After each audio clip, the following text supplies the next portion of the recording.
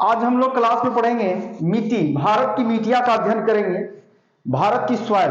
तो सबसे पहले प्रश्न उठता है कि आखिर सॉइल का निर्माण कैसे होता है, मिट्टी का निर्माण कैसे होता है। तो थोड़ा सा ध्यान से सुनेंगे। मिट्टी का निर्माण चट्टानों को टूटने फटने से होता है, ऋतु क्षरण से होता है, बेदिंग से होता है, और इसके निर्माण में बहुत लंबे समय में, बहुत लंबी अवधि लगता है। भारतीय सरकार ने, भारतीय कृषि अनुसंधान परिषद ने अपनी एक पुस्तक का विमोचन किया। उस पुस्तक में भारत की 8 प्रकार की मिट्टियों का जिक्र किया है। वो पुस्तक का नाम है भारत की मिट्टियां। ये पुस्तक जो है अमेरिका की अनुसंधान, कृषि अनुसंधान परिषद, उसका एक आधार लेकर तैयार किया गया है, जिसमें 8 प्रकार की मिट्टियों का जिक्र है। और इसका जो निर्माण किया गया है वो रंग, उत्पत्ति और संसाधनात्मक महत्व के दृष्टिकोण से इसकी वर्गीकरण किया गया है। तो आज हम लोग इसको बारी बारी से पढ़ेंगे भारत की मिट्टियां के बारे में। तो इसमें सबसे पहला आता है जलोढ़ मिट्टी। क्या आता है? जलोढ़ मिट्टी।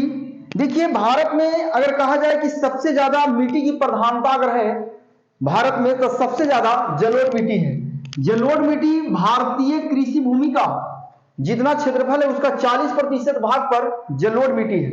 जलोढ़ मिट्टी कहते किसको है? नदियों द्वारा बहाकर लाई गई मिट्टी जलोढ़ मिट्टी कहा जाता है। इसमें ये नदी बहाकर के लाती है, नदियों द्वारा बहाकर के लाई गई मिट्टी है। इसमें जीवांश का अंश होता है, जीवांश होता है, जीव जंतुओं का अंश इसमें विशेष रूप से होता है। नदियां जब धारा प्रवाहित होती है तो अपने साथ मलबे को बहा कर लाती है। उस मलबे से निर्मित ये मिट्टी है और ये मिट्टी उपजाऊ है।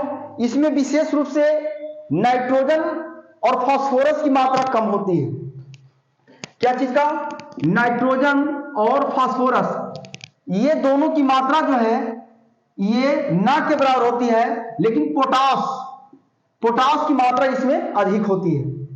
पोटेशियम कैसे इंडिकेट किया हूं मैं? पोटेशियम की मात्रा अत्यधिक होती है। ये जलोढ़ मिट्टी कहा जाए कि भारत का खदान के लिए, यानी कहने का मतलब है कि N फॉर नाइट्रोजन, एनपीके उर्वरक आप लोग जानते हैं। तो NPK, N for nitrogen, P for phosphorus और K फॉर पोटेशियम, जिसका लैटिन नाम है कैलियम। तो कहने का मतलब है कि ये जलोढ़ मिट्टी में पोटेशियम की बहुलता होती है, लेकिन नाइट्रोजन और फास्फोरस नहीं के बराबर होते हैं। ये जलोढ़ मिट्टी विशेष रूप से इसमें धान, गेहूं, जूट, चना, ये सब की खेती इसमें विशेष रूप से होती है। यानी कहा जाए कि खदान की दृष्टि से ये मिट्टी बहुत ही महत्वपूर्ण है। भारत का सबसे ज्यादा खदान की आपूर्ति जलोढ़ मिट्टी ही करती है। यानी खदान रूप से, संसाधनात्मक दृष्टि से नहीं, लेकिन खदान की दृष्टि से ये बहुत ही महत्वपूर्ण मिट्टी है। ये भारत में जलोढ़ मिट्टी का क्षेत्र जो है पंजाब, हरियाणा, पश्चिमी यूपी, उत्तर बिहार के साथ साथ गुजरात का कुछ प्रदेश, ये सब में जलोढ़ मिट्टी की बहुलता है। इतना ही नहीं, गंगा, यमुना, नर्मदा, कावेरी, ब्रह्मपुत्रा, ये जिन जिन क्षेत्रों से होकर गई है उन क्षेत्रों में अपने जल के साथ मिट्टी को बहा कर ले गई है और जलोढ़ मिट्टी का उन क्षेत्रों में क्या की है? एक चादर की तरह बिछा दी है, जिसमें जो कहा जाता है कि धान और गेहूं और जूट की फसल विशेष रूप से होती है। इसमें एक और जो छूटा, पश्चिम बंगाल में भी जलोढ़ की मिट्टी की बहुलता है। अब सबसे पहले एक चीज और उठता है, मैं बताया कि जलोढ़ मिट्टी अपने साथ जल द्वारा प्रवाहित मिट्टी है। यह स्थानीय मिट्टी नहीं है, कहीं एक जगह स्थिर मिट्टी नहीं है। यह कहीं का मिट्टी का कटाव होने से जल द्वारा प्रवाहित होकर के आया हुआ मिट्टी है। और भारत में सबसे ज्यादा, विश्व में कहा जाए सबसे ज्यादा जलोढ़ मिट्टी का क्षेत्र भारत में पाया जाता है। और कुल भारत की जितनी कृषि भूमि है उस कृषि भूमि का 40% जलोढ़ मिट्टी है। अब जलोढ़ मिट्टी जो है इसका दो रूप है, ध्यान से देखेंगे थोड़ा। यानी कहने का मतलब है कि जलोढ़ मिट्टी दो प्रकार के होते हैं। पहला, एक को कहा जाता है खादर और एक को कहा जाता है बांगर। अब प्रश्न उठता है कि खादर किसको कहते हैं, बांगर किसको कहते हैं। जब नदियां अपने साथ बहा करके लाती है और प्रत्येक वर्ष, यानी कहने का मतलब है कि प्रत्येक वर्ष नदियां अपने साथ मलबा बहा करके लाती है और हर एक साल एक आवरण उस पर बिछा देती है, तो ये क्या कहलाएगी, खादर कहलाएगी, खादर जलोढ़ मिट्टी कहलाएगी। और नदियां किसी समय में अपने साथ मलबे को बहाकर लाई थी, लेकिन उसका नदी का मार्ग अवरुद्ध होने के कारण अब उस क्षेत्र में क्या मलबा का बहाव नहीं हो पा रहा है। नदियां अपने साथ जल नदियों में इतनी है नहीं कि वहां तक वो पहुंचा पा रहे। यानी कहने का मतलब कि वर्तमान समय में नदी का प्रवाह उस दिशा में अवरुद्ध हो चुका है, लेकिन पहले था। ऐसी क्षेत्र जो है बांगर कहलाता है। यानी ये भी एक, यानी कह सकते हैं कि नई जलोढ़ मिट्टी, इसको नाम दे सकते हैं नई जलोढ़ मिट्टी और इसको नाम दे सकते हैं पुरानी जलोढ़ मिट्टी, ये बोल सकते हैं आप। अब समझा जाए कि इसका क्षेत्र कहां है, इसका क्षेत्र कहां है। देखिए ये पश्चिम बंगाल, उत्तर बिहार के साथ साथ जो कहा जाता है यूपी का कुछ इलाका, यूपी का पश्चिमी इलाका, गुजरात का कुछ इलाका, ये सब जो है खादर भूमि है। और इसके साथ साथ गंगा, यमुना, गोदावरी, कृष्णा, कावेरी जिन जिन क्षेत्रों से गई है, जिन जिन क्षेत्रों से अभी जा रही है वर्तमान में और अपने साथ जल के द्वारा प्रवाहित करके ले जा रही है, उन क्षेत्रों में ये खादर मिट्टी है। लेकिन बांगर का क्षेत्र कहां है इंडिया में, बांगर का क्षेत्र जो है पंजाब, हरियाणा और विशेष रूप से पंजाब, हरियाणा और बहुत सारे क्षेत्र हैं, बिहार का दक्षिणी बिहार भी कहा जा सकता है, और कई क्षेत्रों में जो है इसकी नजारा देखा जा सकता है। अब देखिए ये खादर भूमि जो है इसमें विशेष रूप से ज्यादातर धान और जूट की फसल अच्छी होती है।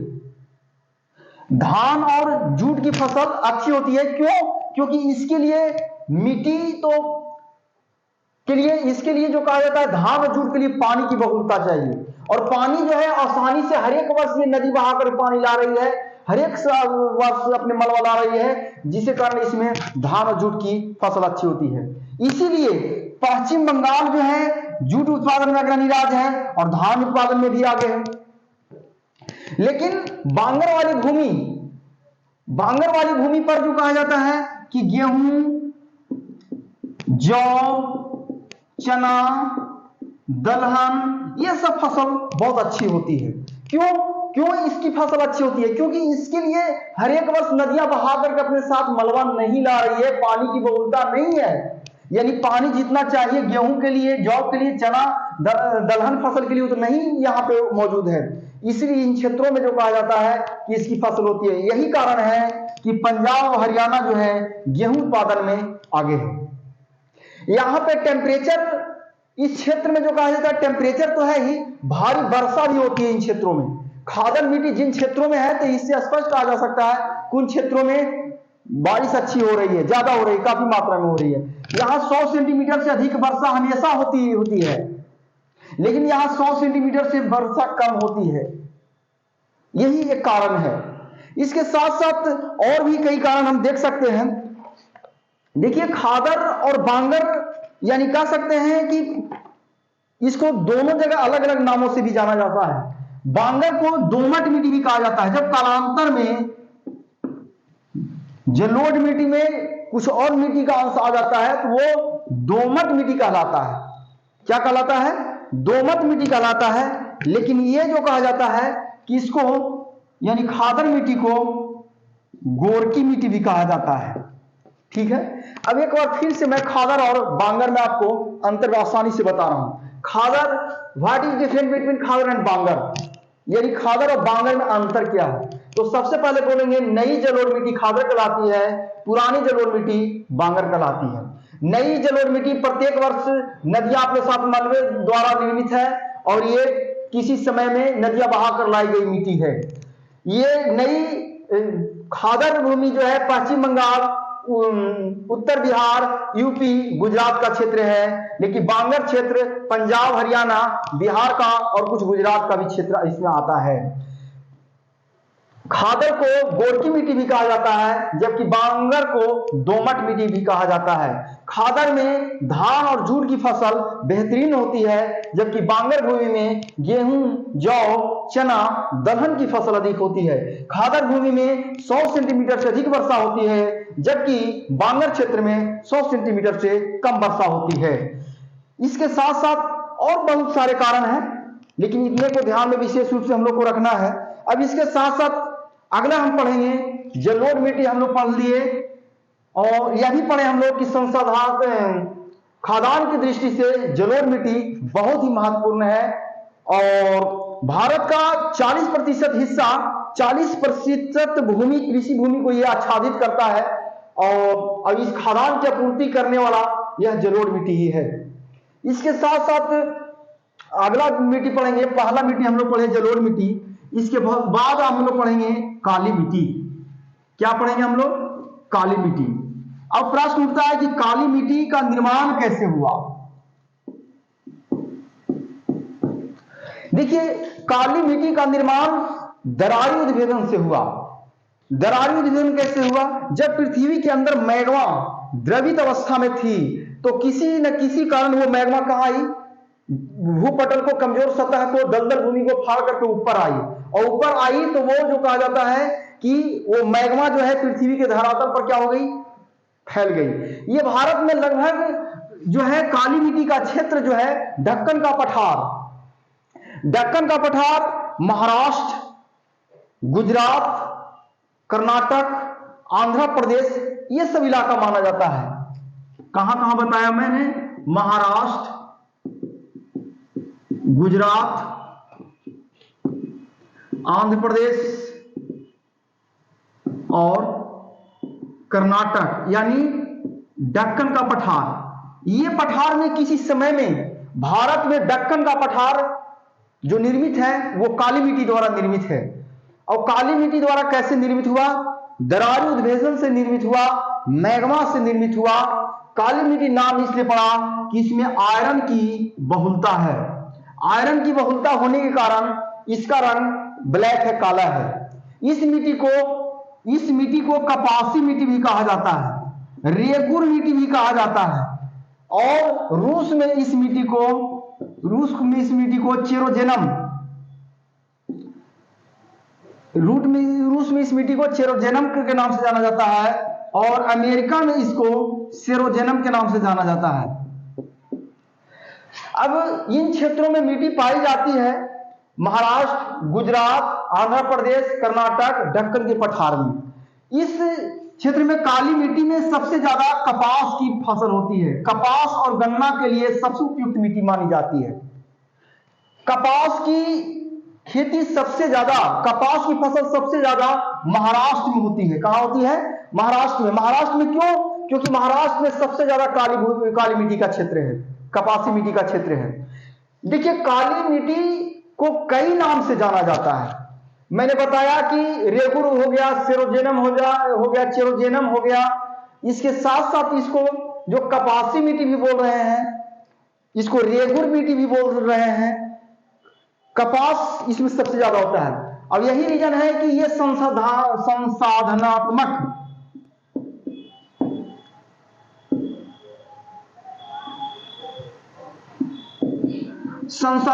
दृष्टिकोण से यह मिट्टी बहुत महत्वपूर्ण है। अब कहेंगे संसाधनात्मक दृष्टि कहने का मतलब क्या? उद्योग धंधा इस मिट्टी पर ज्यादा टिके हुए हैं। क्यों?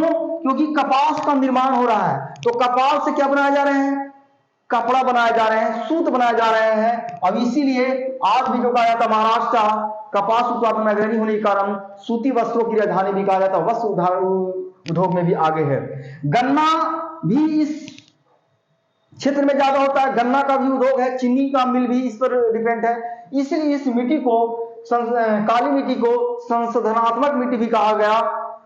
और ये काली कपास और गन्ना दोनों फसल में प्रतिस्पर्धा बहुत ज्यादा है। प्रतिस्पर्धा ज्यादा इस बात को लेकर है कि दोनों उद्योग इस पर डिपेंड हैं और दोनों आपस में कंपटीशन कर रहे हैं। काली मिट्टी का जो है बैसाल्टिक मिट्टी भी बोला जाता है,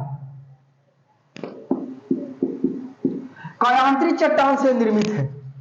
तो ये काली मिट्टी हम लोग पढ़े। इसके बाद हम लोग पढ़ेंगे, आपको चलेंगे हम लोग, काली मिट्टी के बाद आता है लाल मिट्टी। क्या पढ़ना है? लाल मिट्टी।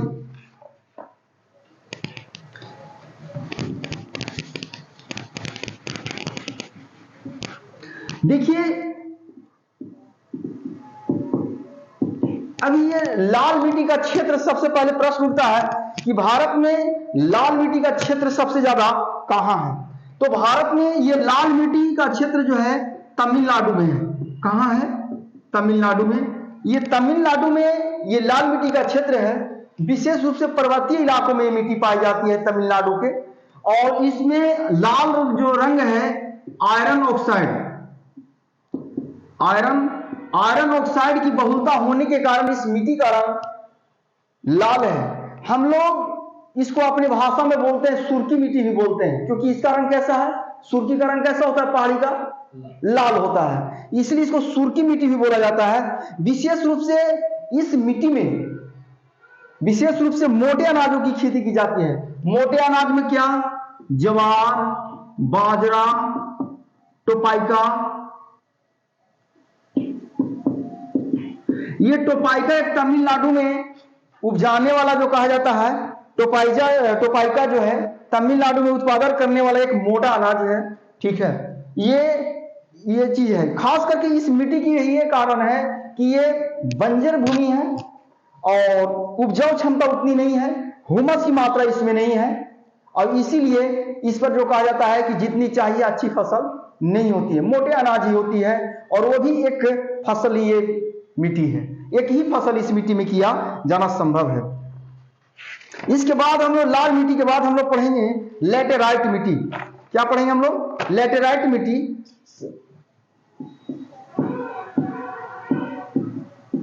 ये लेटेराइट मिट्टी भारत में सबसे ज्यादा जो कहा जाता है केरल के इलाका में पाया जाता है। और इस मिट्टी में जो कहा जाता है कि चाय की अच्छी फसल होती है। ये चाय जो है लेटेराइट। अब लेटेराइट कैसे नामकरण पड़ा? देखिए ब्रिटिश भूगोलवेता बुखानन महोदय ब्रिटिश भूगोलवेता हैं। इन्होंने लेटेराइट शब्द का शाब्दिक अर्थ बताया। लेटेराइट एक ग्रीक भाषा का शब्द है जिसका शाब्दिक अर्थ होता है लेटर, और लेटर का शाब्दिक अर्थ उस भाषा में ईंट होता है। ईंट का रंग कैसा है? लाल है। इसका भी लाल रंग इसका भी है। ठीक है, ये विशेष रूप से ये मिट्टी जो है शुष्क है, और शुष्क भी है और आर्द्र। शुष्क और आर्द्र बारी बारी से मौसम में परिवर्तन होने के कारण ये मिट्टी का निर्माण हुआ है। और ज्यादातर ये मिट्टी जो है उपजाऊ नहीं है। लोहा और पोटास की मात्रा जो इसमें अधिकता है, यानी लोहा और पोटास, Fe फॉर लोहा, फेरियम, और K फॉर पोटास, ये दोनों की इस मिट्टी में बहुलता है।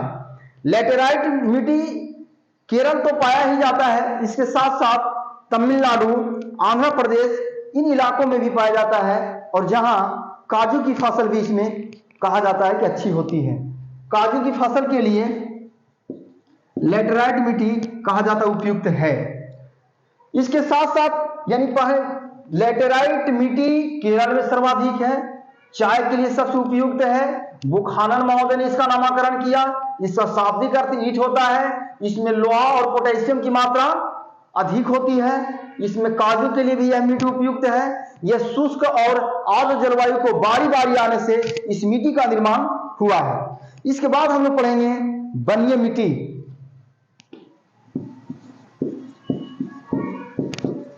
बनिए मिट्टी कहने का मतलब है कि इसको पहाड़ी मिट्टी हम लोग अपने शाब्दिक अर्थ में बोल सकते हैं। बनिए मिट्टी, ये मिट्टी जो है उपजाऊ उतनी नहीं है, ऊसर है, बंजर है। इस मिट्टी में चाय और कॉफी की फसल होती है। चाय और कॉफी विशेष रूप से ध्यान दिया जाए, चाय और कॉफी विशेष रूप से जो कहा जाता है कि पश्चिमी घाट, भारत की पश्चिमी घाट पर विशेष रूप से बनिए मिट्टी का नजारा देखा जा सकता है। और विशेष रूप से पश्चिमी घाट तो है ही, हिमालय के तराई वाले क्षेत्रों में भी वहां की भी मृदा जो है बनिए मिट्टी के श्रेणी में रखा जाता है। इसके बाद हम लोग पढ़ेंगे मरुस्थलीय मृदा।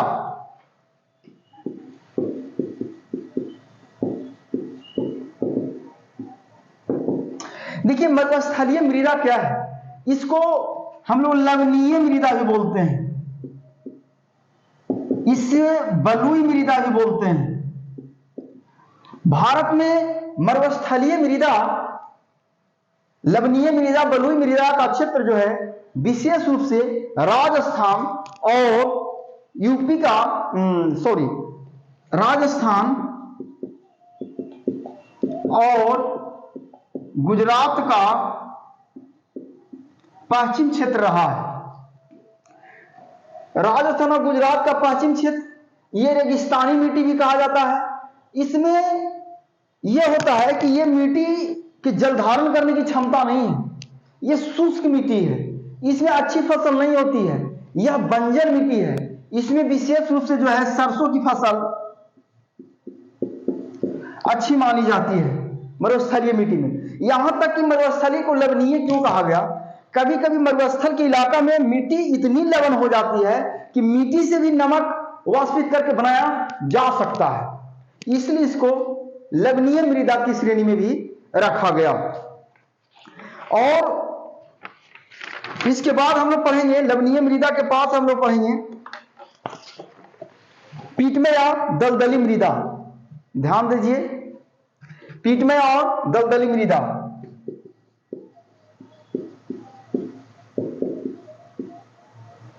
थोड़ा सा इरेज कर देता हूं।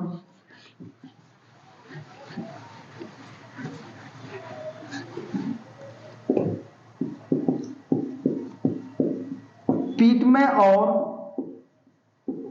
दलदली मृदा, ध्यान दीजिए, पीटमय और दलदली मृदा जो है, इसका ये क्षेत्र जो है विशेष रूप से जो है भारी वर्षा जहां होती है, जहां की भूमि ज्यादा दलदल है, धसाव है, और ऐसा कब होगा जहां ज्यादा बारिश होगी।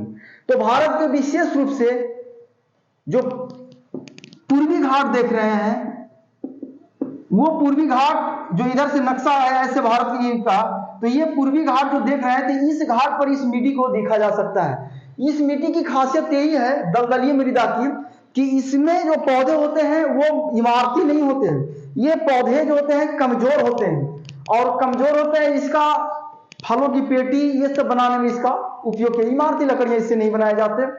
और ये कहा जा सकता है कि ये लकड़ियां सिर्फ जो है प्लाईवुड के निर्माण में यहाँ की आती हैं, और विशेष रूप से इसका कोई ज्यादा महत्व नहीं है। इसके साथ साथ आती है एक और मिट्टी, करेवा मृदा। करेवा ये भारत में जम्मू कश्मीर के इलाका में देखा जाता है, और जम्मू कश्मीर के डोडा जिला, जम्मू कश्मीर का डोडा, ये डोडा जिला है, ये करेवा मृदा से निर्माण हुआ है। और इस मृदा में जो है दोमट का है, बलुई का है, कंकड़ों का जमाव है, और विशेष रूप से ये भूमध्य सागरीय मिट्टी की से तुलना किया जा सकता है। इसमें विशेष रूप से फलों की खेती बहुत अच्छी होती है, और करेवा मिट्टी फलों की दृष्टि से बहुत महत्वपूर्ण माना जाता है, और इसीलिए जम्मू कश्मीर का ज्यादातर इलाका करेवा मिट्टी से निर्मित है। आज मैं मिट्टी के बारे में आप लोग को विस्तृत चर्चा किया, तो आज का वीडियो आपको कैसा लगा लाइक और कमेंट जरूर करें, और किसी न किसी रूप में हमें बताएं, ताकि अच्छा और वीडियो मैं बनाने का प्रयास करूंगा। तब तक के लिए धन्यवाद।